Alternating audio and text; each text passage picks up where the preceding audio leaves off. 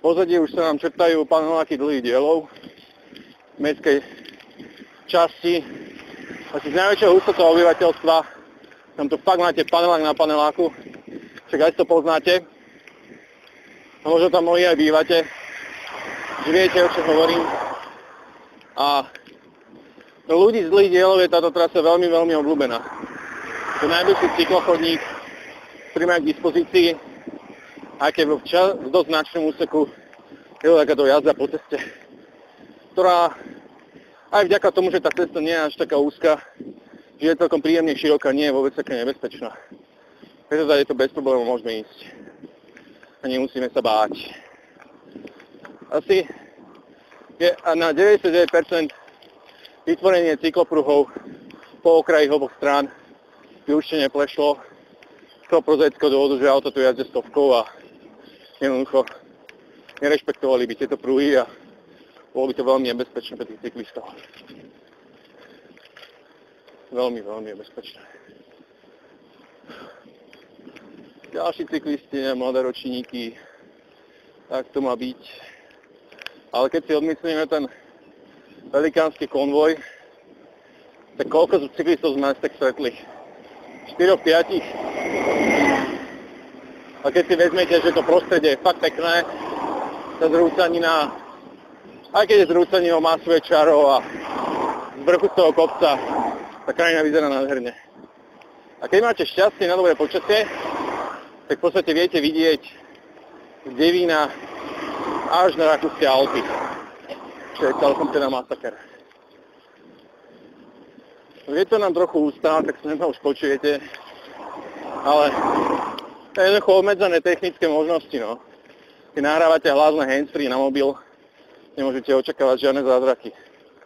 Ale myslím si, že škoda by bolo tohto nápadu alebo tejto myšlienky a zácidi len kvôli tomu, že nemáte HD kameru a mobilné nahrávacie štúdio. A ide hlavne o to, aby sme vám ukázali, kde tie cyklochodníky bratislavské sú, kde je tých 70 až 100 km rôznych cyklotras Bratislava vlastne schovaných. Aj keď hej no, si musíme na rovinu povedať, že 70% sú hrádze, trasy v lese, v malých Karpatoch a taký skutočne efektívny mestský cyklotras je v Bratislave žalostné minimum. No a dúfam, že sa tešíte, že práve sa dostaneme na pokračovanie cyklochodníka za týmto krásnym domčekom. Voilà! Je to tu. Takže toto je druhá časť cyklochodníka na Devínskej ceste. Neviem, koľko nám to teraz trvalo dostať sa z jedného konca chýbajúceho na druhý sem. No bolo toho celkom dosť. Takže teraz vlastne pôjdeme už po vyznačenom cyklochodníku. Nemusíme sa báť, že sa budeme stretávať za Alpami. Táto konkrétna časť je v trošku takom horšom stave, keďže aj najstaršou, ale stále je to oproti ostatným cyklochodníkom v meste a veľmi, veľmi dobrej úrovni. A tadeto sa naozaj nebojím jazdiť. A odporúčam ju aj vám. Jednoznačne. Keď som hovoril, že som už zničený, tak to je proste preto, ja som z Ružinova. Pre mňa dotrepať sa do Devína, čo je taká malá Tour de France, keďže aj som žiadny rekreačný cyklista. Ja jazdím každý deň po meste, ale žiadne také, že hodinu tam, takže keď toto ja dám, tak to určite dá každý z vás. Už nemusíte sa vôbec báť, že by to bolo nejaké neuveriteľne náročné. No to je takých 10-15 km do toho Devína z Ružinova. A to naozaj nie je žiadna neuveriteľná cesta. A šťastím je, že až tak veľa tých zamestnávateľov v tom Devíne nie je. A vy, čo v Devíne bývate, tak zvážte. Pretože dostať sa tadeto do mesta môže byť koľko.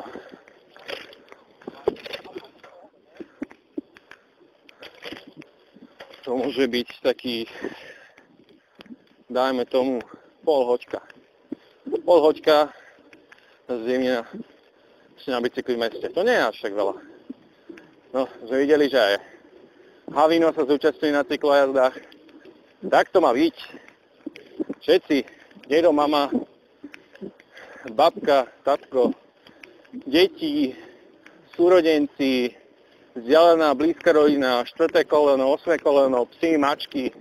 Všetko treba hodiť na bajk a vyraziť, keď je pekne ako dnes. Ale nie len keď je dnes a je pekne, ale aj každý deň do práce. Netreba sa báť. Treba tých vodičov bratislavských trochu vycvičiť a oni, nebojte, nie sú hlúpi, oni si na to zvyknú. Ja mám napríklad veľmi dobré skúsenosti. Aj keď si jazdím po Pražskej, po Šancovej, to je jedno, oni spomalia, oni sa vás neboja. A vy sa nebojte preto ich. Oni vám, musíte si vybudovať proste ten rešpekt na tej ceste. Vydobiť si to miesto a oni vás budú obchádzať a keď to dokážu Švédi, byť cyklonárodom a vďaka bicyklom a behaniu športovať každý deň, tak to dokážeme aj my Slováci. Sa netreba báť, nie sme o nič menej ako oni. To sami namýšľame, že my sme ten chudobnejší, smutnejší národ. Slávne večko. Dobre. Tuto sa nám tá cesta trošičku prepadla. Snad jedného dňa to niekto spraví. Škoda by jej bola. To je vlastne parčík Bratislavskej vodoraznej spoločnosti. Celkom pekný priestor. Na to, že je takto dosť brutálne ohradený a brutálne nevyužitý. Takže nás vážne. No, to niečo dobre vidíte, ale už tá cesta je trošku taká špinavšia. To je preto, že keď sa zdvihne Dunaj, tak toto ramienko maličké sa dvihne a začne to tu zaplavovať. A to nie je žiadna sranda. Takže sa toto nevyplatí moc upratovať. A keby to niekedy zišlo. Ale toto, prosím pekne, toto je lužný pralec. Tu máte rybárov, tu máte krásnu prírodičku. To je to fakt veľmi zaujímavé. Tady je tu bicyklovať. Fakt krása. Pripomína mi to tú parádnu trasu medzi Ružinovom a Vrakuňou. Len toto máte krásne pri Dunaji. A dajú si na tom záležať. Ďakujem. Teraz sa poďakovať, keď mám niekto za prednosť. No poďte sa na túto parádičku. To sú baráčiky, čo si postavilo GNT. Takzvaná kávoveská zátoka. No, tak sa to skultivovalo. Keď ste videli, čo tu bolo predtým, s Bohom amen. A toto slávne intráky, toto je lodenica ešte, nová, pekná. A za nimi intráky Družba. Internátne domovy pre študákov z prírodovedeckej fakulty, lekárskej fakulty a všeličoho možného z tej našej univerzity Komenského. Tam už v podstate sa to ramienko napája na samotný Dunaj.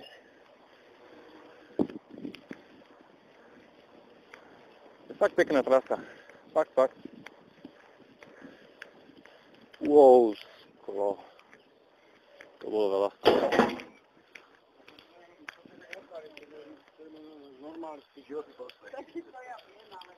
No. Teraz sa blížime k mostu La Franconi a nachádzame sa pri botanickej záhrade. Je ešte jedna alternatíva, nezabočiť doľava, ale doprava. A tam je to tiež veľmi pekné. Ten chodník nie je spravený. Tam pôjdete po takej prašnej ceste a dozad to vyhrká. Poďme radšej touto oficiálnou trasou. Sú to kopce vyšlapať. Jak pán si tu dám tento kopec. No, takže už sme prešli Devinskú cestu. Videli ste to na vlastné oči, jak to tam vyzerá. Všetci pevne dúfame, že v tomto volebnom období sa to na magistráte rozhýbe a nám tu cyklotrasu pekne správia. Bola by to škoda, keby nie. No, teraz Strínska záhrada. Sem. No toto už je Karlovecká cesta. Tam vidíte fešáka. Nejak si to dáva na nadjazd. No, vítajte na Karloveckej.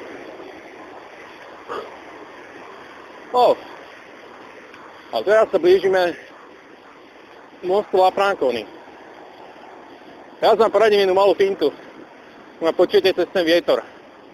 Tuto keď prídete, ako sú tí cyklisti, smerom doľava, tak sa na bajku krásne a bez akýchkoľvek problémov a minimum križovatek dostanete až o Mlynskú dolinu.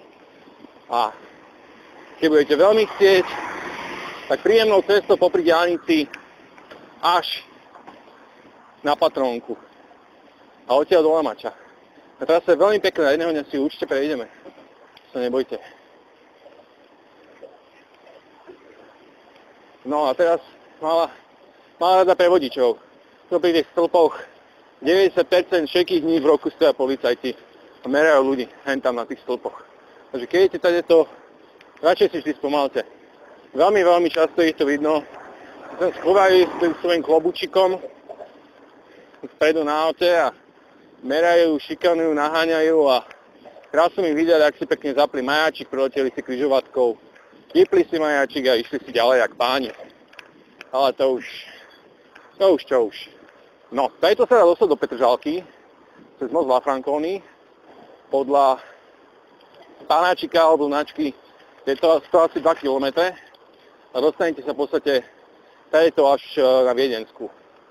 Tam môžete pokračovať. Ale my dnes ideme na nábreží, kde koník beží a už sme tu. Teraz sa obávam, že budem sa musieť zase tak trošičku odmočať, lebo tu bude toľko národa, že teraz to cítim v kostiach a už vidím prvé náznaky. Tak sa pracujeme tuto, nech tu cez niekoho nekričíme. Tam sa nachádzame v podstate pod fakultou telesnej výchovy, telovýchovy a športu, KTVŠ, kde sa nachádzame veľmi pekný športový areál, ktorý je niekedy dostupný aj pre všetkých Bratislavčanov, neviem presne podľa čoho. A dokonca títo fešáci majú vlastnú plaváreň. Tu vidíte. Vlastnú plaváreň pre športovčekov. Tu sú veľmi pekné basketbalové koše, kde chodia ľudia hrávať. Je veľmi pekné a otvorené a zozerá. Nemôžete sa čoho báť. No. A toto už je taká tá, nazvime to pôvodná časť Bratislavského nábrežia so všetkými výtokmi, výmolmi, dierami, stromami, hrvajúci sa mi cez asfalt a ešte touto starou, trošku škaredou výzdobou na múre. A Dunaj. No. Teraz sa blížime k jednej z najkontroverznejších tém, ako Bratislavou mávajú posledné mesiace. A to je, prosím pekne, rekonštrukcia Parku kultúry a oddychu, a.k.a. PKO. Tu vidíte za tým plotom. V súčasnosti zavreté, keďže už je platná zmluva o búraní. Znamená, že poslednú šancu, akú mal Ďurkovský na to, aby posunul túto kauzu ďalej, bol, že rýchlo podpísal papier, ktorým splnomocnil majiteľa pozemkov, ktorým je investor, aby jednoducho oplotil barák, zaval PKO a teraz sa tam nedieje nič. Kto vie, môže to byť až 4 mesiace, sa tu nič nerobí.